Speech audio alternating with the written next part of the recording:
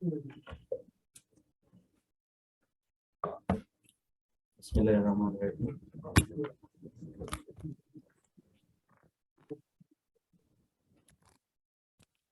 Assalamu alaikum and good afternoon.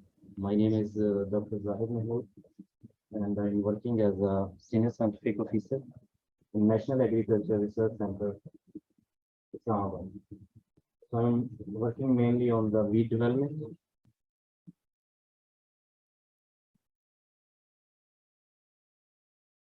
Does wheat matter? Yes, because 40% of the world population rely on wheat. It's grown on about 250 million hectares worldwide, but it's more important in Pakistan because in Pakistan per capita consumption of wheat is 120 kg per annum. So it's really high in the world, and then 72% of the total calories intake wheat.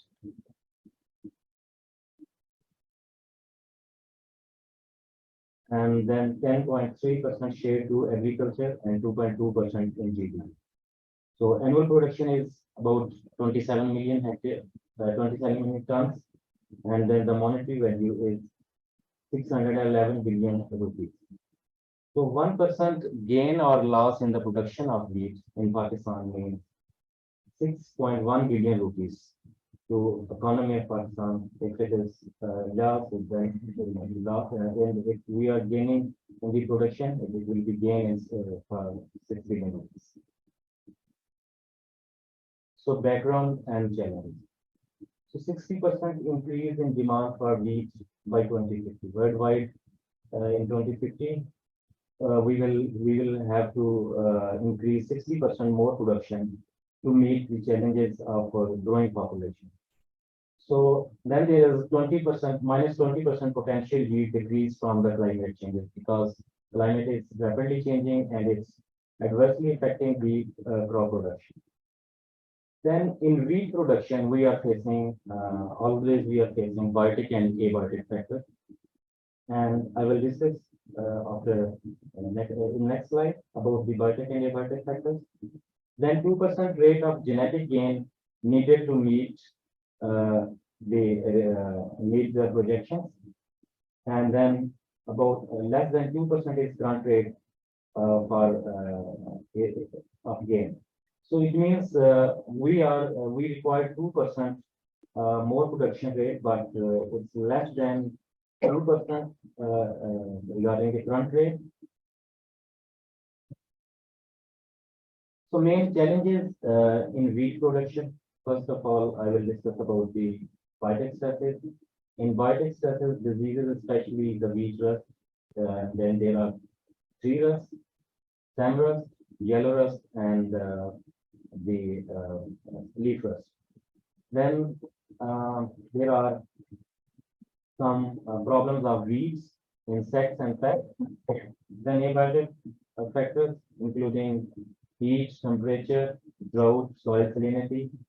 And then there are a lot of other problems, for example, production management, late planting, use of non-certified seed, inadequate implements, and imbalanced use of inputs like fertilizers, and poor management practices. Then again, we have to overcome the malnutrition, and we have to biofortify our crops. So by 2050, we need 3 billion people worldwide. In the face of rapidly evolving disease and climate changes, we need more climate resilient wheat varieties or other food crop varieties, because oftenly we are facing the climate change like 2-3 years earlier. There were a lot of there are more rain in Pakistan, and it adversely affect the production of wheat. And last year it was a heat shock in the month of April and May, and it reduces the wheat yield. So what we are doing here in NARC Islamabad, we are plant breeders and some other scientists, but I am talking about myself and my other colleagues who are working on the variety development. We plant breeders are delivering climate resilient, high yielding crop varieties. So here you can see we have a IC research institute who are working on the oilseed crops like canola and the sunflower. And then we have like rice research program. Then we have a wheat research program, and then other crops like pulses crops. And so we are developing the climate resilient and high yielding disease resistant crop varieties. So this is a wheat program experimental area. Here you can see these are the 5-acre one block, and you can see a lot of hundreds of plots in one block. So we are evaluating, and we are doing breeding, and then we are doing selection to develop different wheat varieties. So you can see this is our, you can say, scientific and agricultural playground. Here we can use a lot of, you can say, the techniques and the instruments to evaluate these different sort of germplasm and wheat lines, advanced lines.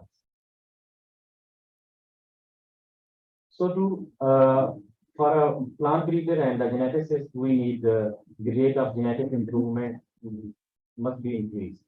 So here you can see there are a lot of factors like diseases, water shortage, and the climate changes. These are the factors who are always decreasing the crop production. And the plant rate is like 4 tons per hectare, but we need about 5 tons per hectare yield in coming years. So we can what we can improve this rate is by the agronomy and by the breeding.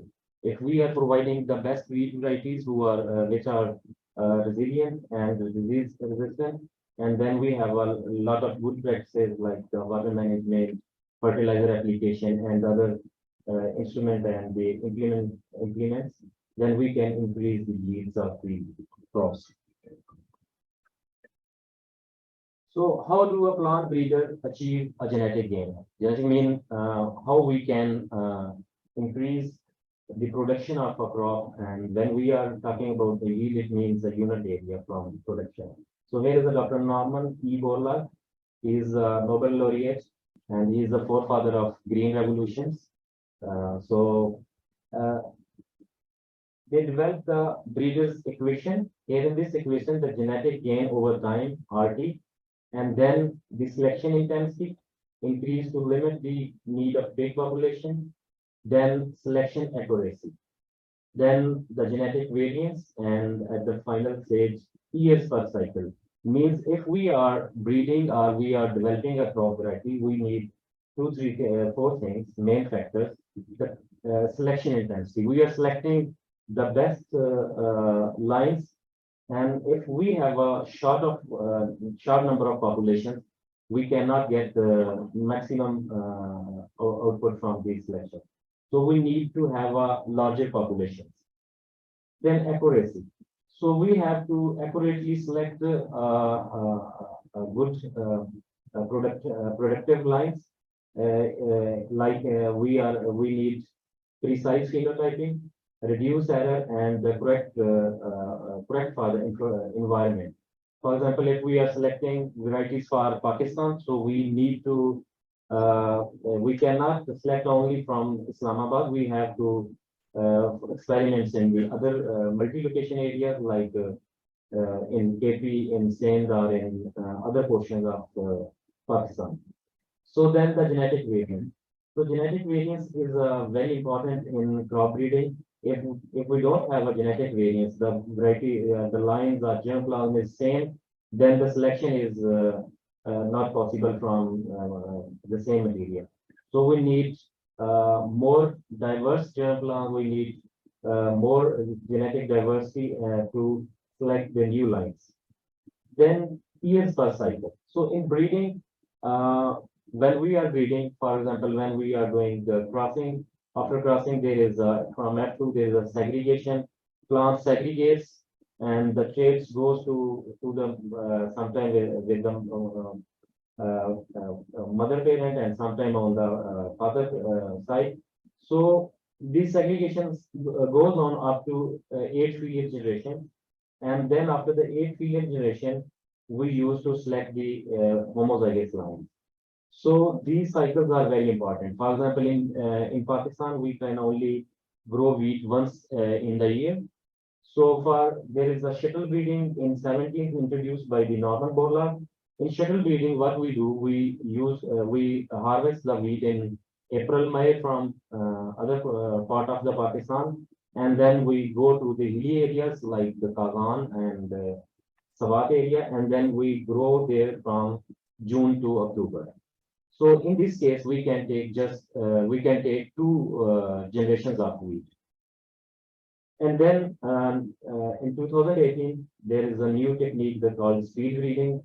In the speed breeding, it's like a glass house, and in glass house, controlled glass house, we can take 4 to 6 generations per year. So it can help in the breed equation as a years per cycle. So selection intensity from diverse crop germ class.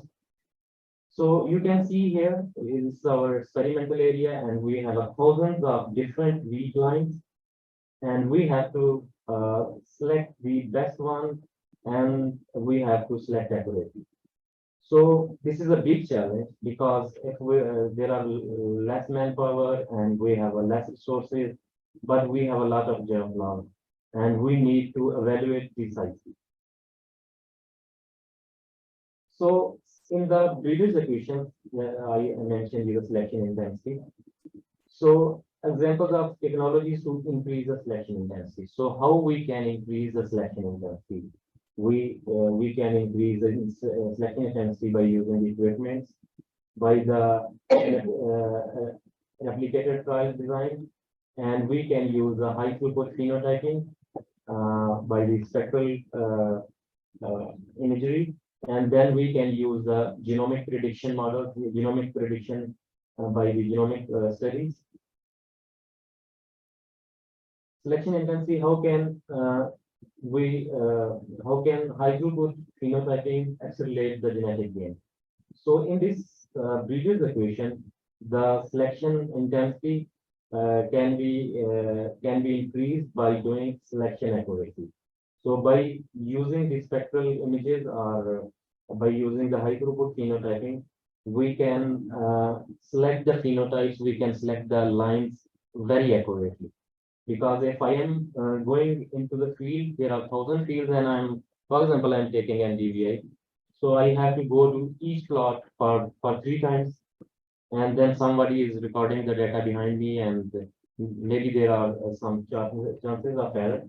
But if we are taking data by drone UAV-based sensors, then I can take maybe 5 acres. I can record in 10 to 20 minutes. So then again, there will be accuracy, and the time will be saved. So selection accuracy, all about increasing the heritability and obtaining the reliable phenotypes. So it's all about how we can increase the diversity in our field, and how can we select a different and the best lines. So again, then we can test by testing the across target environments and multi environments. We can test the genotypes in multi environments, and then genomic prediction can help us by the DNA fingerprinting, and by you can say the SNPs markers and the other genomic markers and other DNA markers. We can early select the lines before we have to plant before planting in the field. We can select genetically. So selection accuracy, how can genomic prediction can accelerate genetic gain? Selection intensity, selection accuracy, and genetic variance. So by the genomic selection, we are identifying the genetic variants, and by evaluating genetic variants, we can easily predict the genetics of the next line. So genetic variance is very important, because if we are see million years past, there was a lot of the wild relatives of the crops, and there was a lot of diversity. But as the time passed, and when we go to 100 years, we narrow down the germ plant diversity, because we are selecting every year, and we are selecting on our choice. Like we are selecting the high yielding, disease resistant. So we are narrowing down the diversity. So now, if we are looking on the land race means these are the genotypes which we are they are not going through any breeding program. So they were tall like 200 centimeters deep. So now after the green evolution, we are we are always used to select like 100 centimeter tall wheat.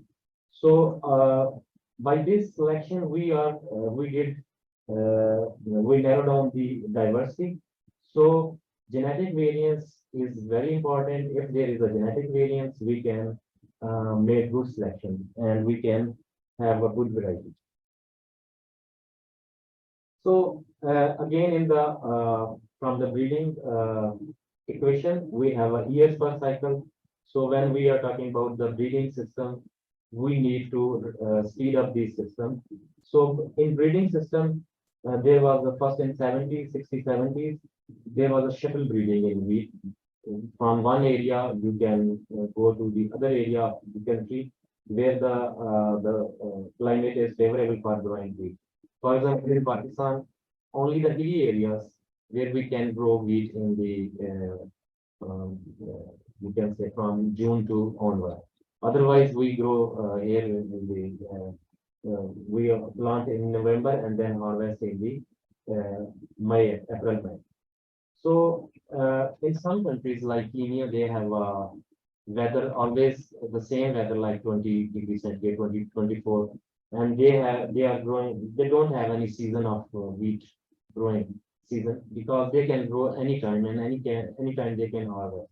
But in Pakistan, there is a different weather climates and season. Then double hydrolytic technique. In this technique, we can fix the genetics of the F1 period generation 2, and we can fix the genetics, and then we can reduce the time.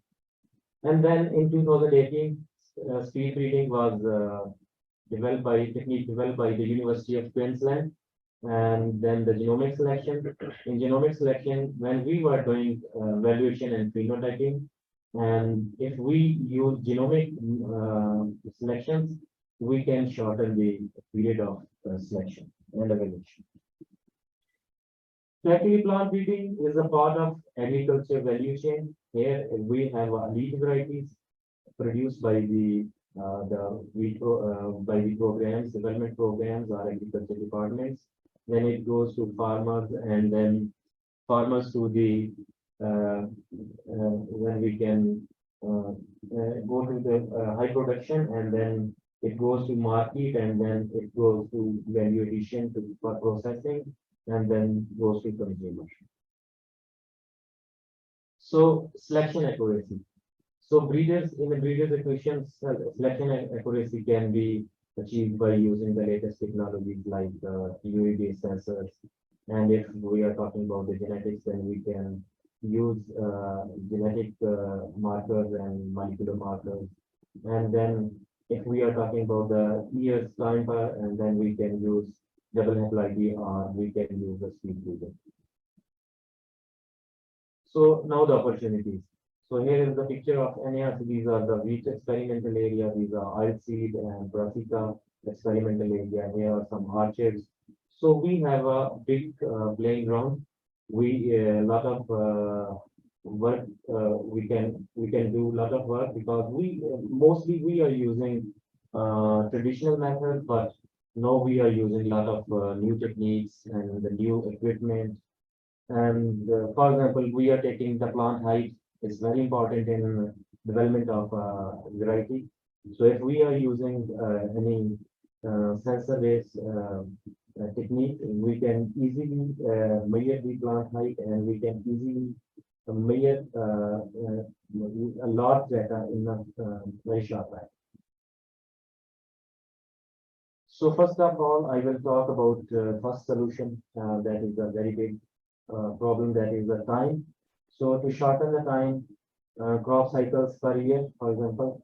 So This first technique I will discuss the speed breeding. In speed breeding, we provide constant photosynthetically active radiation path and then controlled temperature to accelerate plant development in glasshouse.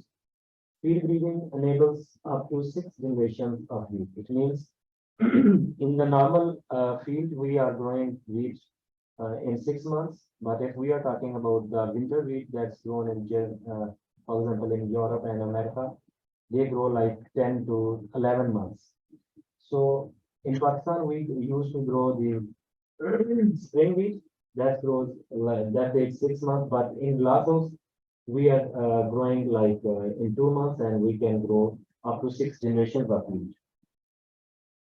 So evolution of speed breeding. Speed breeding is not just a new story, but people was studying the interaction of plants with the light in 150 years ago. But in 1980s, NASA started a project and they were studying the plants in space. So they took wheat plants from University of Queensland to study in the space station. Then they saw the effect of the light in the at the space station, and at that time there was a problem of light. People were using the high sodium repel lamps and then the other light system, but they were producing more heat. So by the innovation of the LED lights and then LED grow lights, they are more, you can say, power efficient and then they are less expensive. So in 2000, University of Queensland started working on the speed breeding, and in 2018 they published first protocols in nature protocols. So they established protocols in 2018, and here in Pakistan we had a project. We have a project from Pakistani government, and we established a speed breeding facility that's almost copy of the University of Queensland. I work there. So here in this speed breeding, what we do is our, is our vital development pipeline. In through this pipeline, you can say in one wheat variety, it takes about 12 to 15 years to develop a new wheat variety. So first of all, 4 to 8 years in crossing and in breeding, and then testing, yield, disease, and quality, and then seed increase and release to the farmers. So here in this facility, we are just dealing with these 8 years. So in crossing and in breeding, we need to 8 generations. So here in this glasshouse, we can easily take 6 generations per year, and we can reduce its this time 1 to 2 years. So major factors in acceleration of growth conditions in the seed breeding glasshouse is extended photo period. What we do, we give the optimum temperature. It's like 22 degrees centigrade, and at the night time we give them 18 degrees centigrade. Then the light spectrum is very important. The optimum temperature, then the optimum humidity. Plant needs optimum humidity. If there is a less or more humidity, plant growth will be affected. So then potting mixture, we use peat moss to grow the plants, and then harvesting time again matters. So we harvest early, and then we dry them in the heated drying oven. So one other thing that is very important is the scale of the breeding system, seed breeding system in the glasshouse.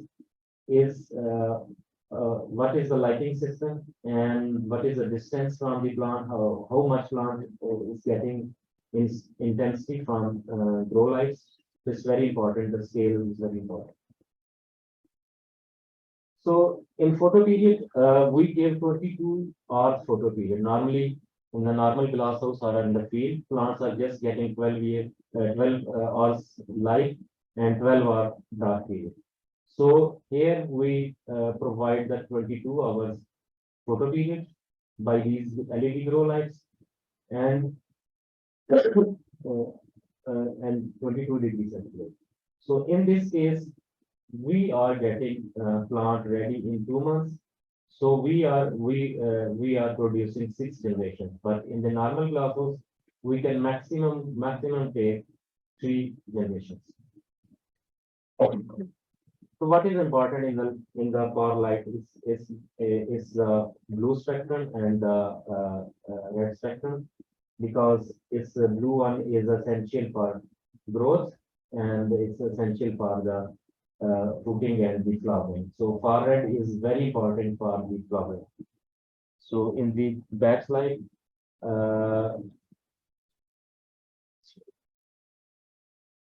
so here you can see the reddish or purplish color of the light, because it's a spectrum. Because the more light is red and blue and then far red. So if we are providing the required intensity to the plants and for the more time, like 22 hours, then it helps in photosynthesis and growth rate. So plant grow very fast. So again, actually we are creating the plant factories, ideal for the SSB breeding program to reduce the cost of plants. So when we are growing plants inside the glasshouse for a breeding purpose, for varietal development, so we can increase the number of plants per unit area.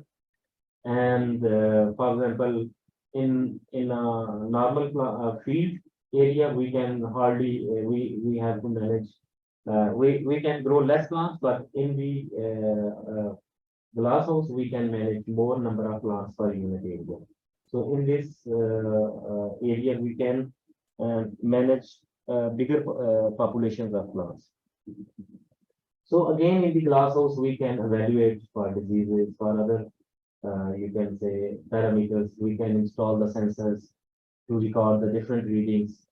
So we can, for these, you can say evaluations, we can use sensor inside the glasshouse, and it will help in the evaluation. So then other opportunities for breeders, I will talk especially about what a breeder can use or what can they take help. The other details my colleague Dr. Janze will tell you. So opportunities, UAV-based platforms for high throughput phenotyping and the other technologies. So why we are saying the high throughput phenotyping, because we have a large number of bigger crop production area and evaluation area, and then lot of more number of genotypes we are planting. So in small time we can take maximum number of the maximum data, and then more number of data units. So for these, we have already agrarians are using different platforms and different sensors. They were using sensors, NDVI sensor on the tractor. Then they developed some platforms like this cabin, and then people personally using some moving, you can say, platforms. So they were using like RGB cameras, like you can say red edge, NIR, and the other thermal sensors. So they were using manually or on some vehicles, but nowadays people are using UAV-based sensors, which are very efficient, accurate, and less time consuming. Then we can use AI. For example, in wheat, we can the number of spikes per plant or number of tillers per plant. This is a very important bit rate. And if we will count manually, it will take a lot of time. But if we are using the images to calculate the number of spikes, it's very easy. So by UAV-based phenotyping, we can it can assist us in early selection, field early selection. Then it can help in NDVI, CT, canopy temperature, Because in plants, if the canopy temperature is low, it means the plant health is good. Then again on the pigmentation, senescence rate, stay green, and plant height, spike numbers, ground cover. If the plants are covering early, very at the early stages, it means the plant will be very good, productive. So then we cover large experimental plots at multiple time and locations, and it will escalate the accuracy for the genetic analysis. Then concept of 2D and 3D mosaic maps. For accurate visualization of crop canopy traits through the maximum pixel capture, allow to million. So when we are evaluating different lines for variety development, we need different canopy aspects, different physiological and morphological traits. So these this equipment will help us very efficiently. So there are different platforms. For example, Green Seeker. We are using Green Seeker, and it's quite heavy, and we have to put a lot of efforts to use this in the field because we have a more number of the testing lines, and then IR, and then the SPAD meter, which calculate or evaluate the chlorophyll in the plants. But nowadays, aerial platforms, we are also using these two platforms here at NARC, and we are also working with Dr. Muslim and his team. So again, we can use the latest technology like AI and then the UAV-based sensors, and then we can correlate these with the latest genomic and the genetic techniques. Here you can see we have the different chromosomes, and we have detected different QTLs. You can say markers on different chromosome. But if we are this is the chlorophyll reading, this is the NDVI reading, and this is the morphological traits like 1000 grain weight, plant height, and then this is the canopy temperature. So these the region of the chromosomes, these are commonly they have the common the markers from NDVI, means from you can say sensor reading, then from normal reading, and then from you can say the SPAD meter and the other genetic analysis. So these techniques can be combined, and these will be more helpful by combination. So in Pakistan, it's the first seed breeding facility glasshouse at the NARC. Tomorrow you will visit at NARC, and we will show you this facility. And then we are using UV-based multispectral sensors, and then Dr. Muslim's teams is also helping us in recording different data. Here you can see that a picture of wheat evaluation trials. So take home message, new technologies offers opportunity to treat elements, the breeder's situation, and accelerate the genetic gain. So new technologies can help us in getting more genetic gain, more productive crops, and then seed breeding and genomic selection can reduce the length of breeding cycle and of course the time. So UV platform enables more accurate phenotyping evaluation of larger populations, and traits can be used in innovative breeding projects.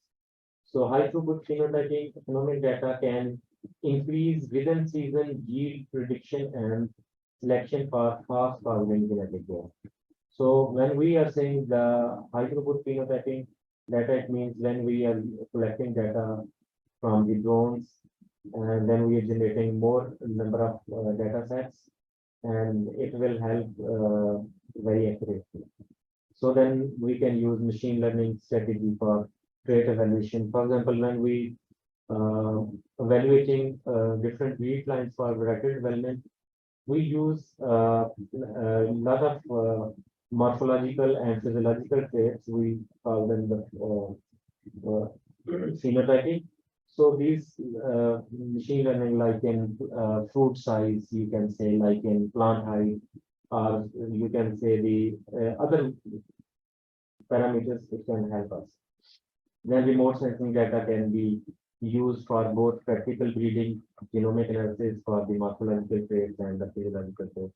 So for remote sensing data, we can use the pro modeling, and we can focus on the targeted traits. For example, if we want to evaluate or we want to develop the drought tolerant or heat tolerant wheat varieties. So a lot of people from remote sensing, they can help us, and they can show the what sort of wheat lines we can select to for the specific environment, for example, for the heat tolerant area, for heat proning area, and for the water stress areas. So these new techniques can help us mainly in evaluating the advanced lines. So when and these advanced techniques can help us to reduce the selection time, and often and to accurately select the new breeding lines. So thank you very much. This and thank you. So if you have questions.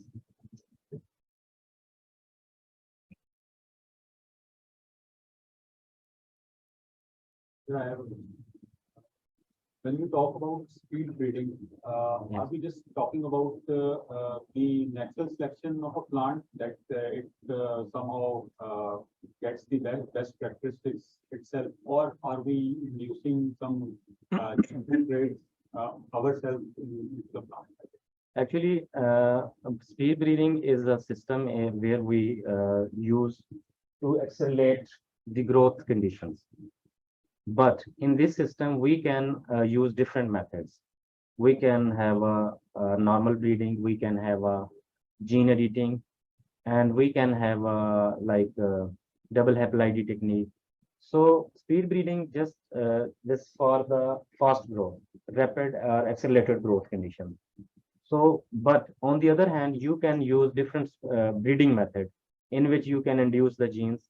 You can normally you can do breeding, and you can accelerate the generation cycle, because before selection we need to plant at least 6 times wheat in the season in the field.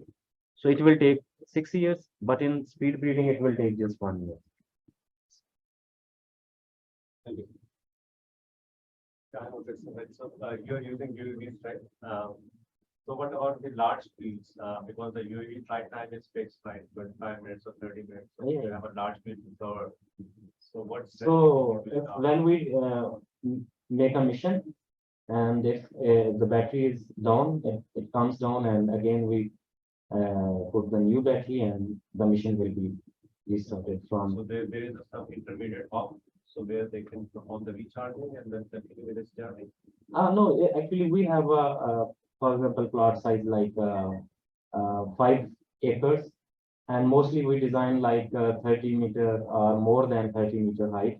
So normally it covers in like 12 minutes or 18 minutes. So we design our mission according to the batteries. But if you are talking about the large farmer fields, then they took more height, and they don't need much, what you will say, intense. So they can take more height, and they can reduce the flight time. But in our case, here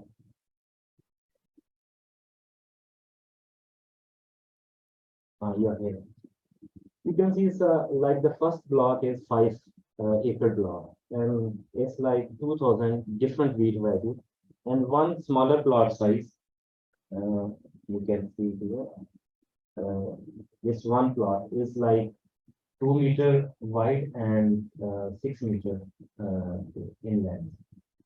So it's quite easy for us. If we have a 5 acre, we can say it will take like 12 to 16 minutes mission. So that we can go. Yes, Very nice presentation, sir. thank you. Growing process. That you have light 22 hours a day. Is at the end the food has the same quality? Because it's not only that the plants are Yeah. growing fast, we like to have a product at the end. So when we were talking about the vector development, actually we need to advance the generations. In breeding system, we need to advance the generations. For example, we made a cross from two parents, A and B, and then we have F1. We call it hybrid.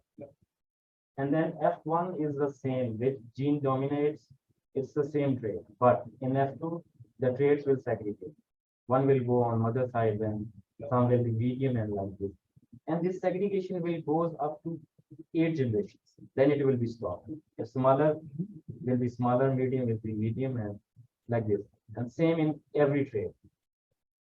In this speed breeding, what we are doing, we are actually doing, we are advancing their generation from F1 first serial generation to 8th serial generation. So we need from one plant, we are using single seed descent method. In this method, we just need one seed from one plant. But on the other hand, we have a very healthy plant. But if we need healthy plant, we can grow them we give them more space, they will grow healthy. But again, in this lighting system, the growth system is very fast.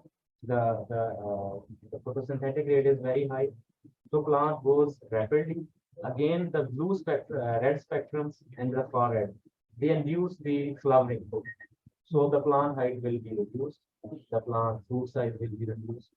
But my concern is not with the fruit size, but actually I am for the to rapid up the generation cycle time.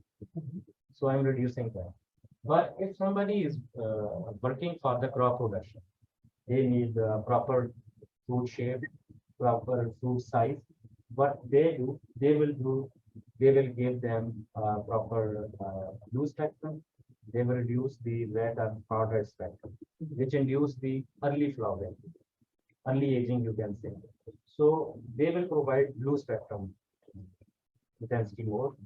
So they will have healthy fruit and proper shape and size of it. But my concern is speed. Okay. Yeah. I understand now. And the soil conditions, those also very important what Yeah. the plant select. Have you different soil types in your test? Or Yeah, there are different soil types in the field. But if you are talking about the glasshouse, oh no, I thought in the yeah, there are different soil types like sandy loam, like the clay and other. But these testing, there is a national system. We call it National uh, Wheat Yield Uniform Yield Trial. In these trials, what we do, we plant the candidate lines, set of candidate lines, like 75 candidate lines all over the country, and we plant them at least at 20 different places. In all provinces, in all the, you can say, major areas, wheat growing areas, and then we test them, and then there is a wheat traveling seminar. So all the scientists who have delivered the candidate line, they travel each location.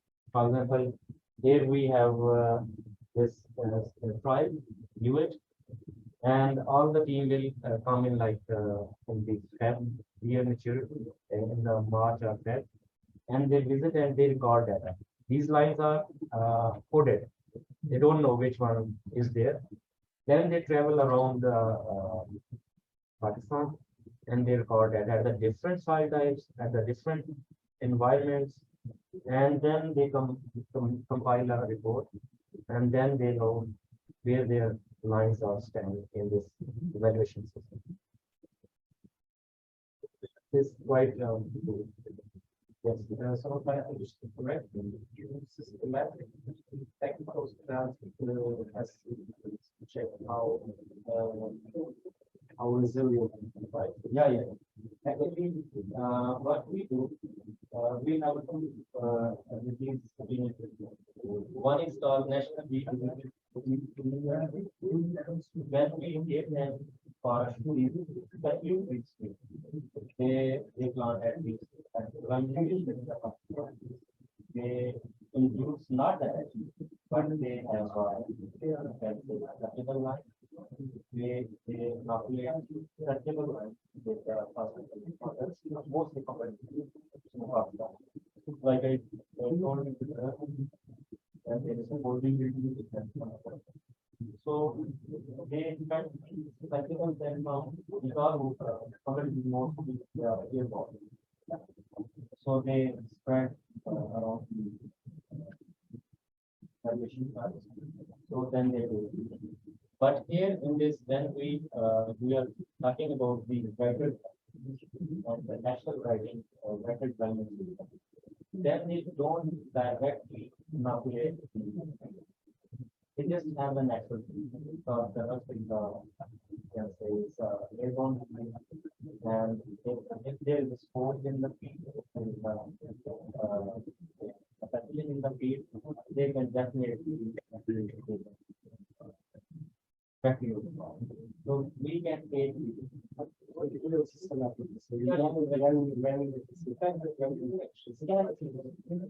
because the fungal sequence just rely on the is a triumph. Like pathogen and the skeptical. If there is a skeptical infection, on the other hand, these kinds are already tested in national disease regional. So when I have a good then I will take. But again, And do you use data sets like image-based data sets, for example? last year we started, but yeah. Because that will be very because Germany, for example, have you want to do this, you want to do like based on action, of course, there is like a single application. You don't even have the data to detect it. So we have part of the time. I have collaborated around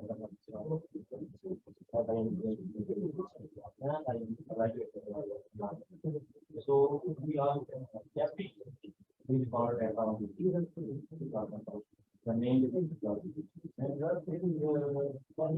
the text one that by that account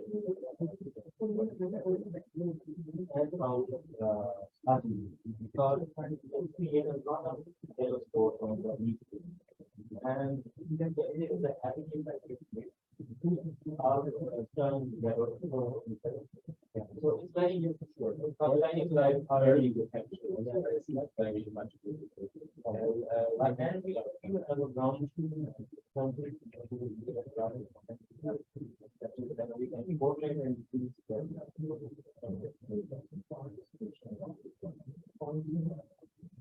for example, it's very easy for me. And you can see the light yellow and the light green patches here. These are the waves plants and they are and in this here there was a lower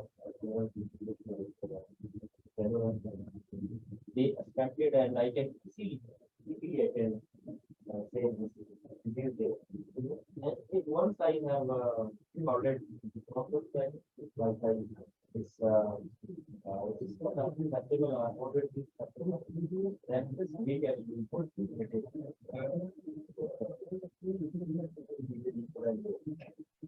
and for if I am evaluating you can see we have travel and we have work a lot before happy and then add is for just one. So So if we are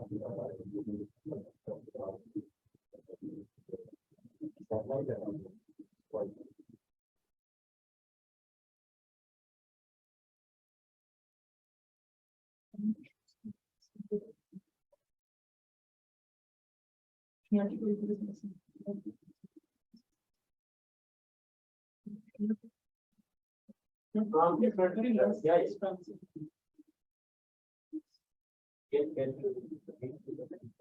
The customers can computer simulated genetic algorithms, artificial intelligence.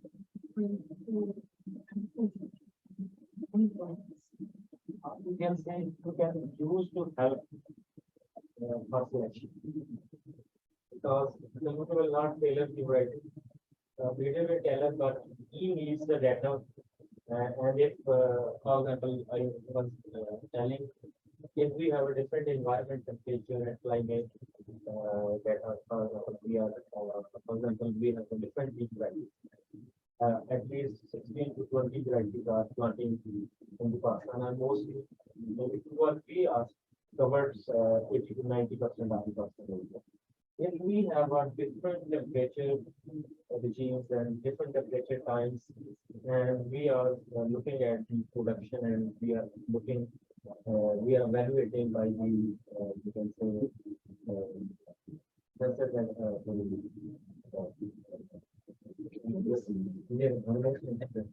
then we can, by simulation, we can see how we can, what type of variety we need. What is, which variety is performing at this temperature, soil type, and we can say lot of other parameters. So we can, people are using this raw model.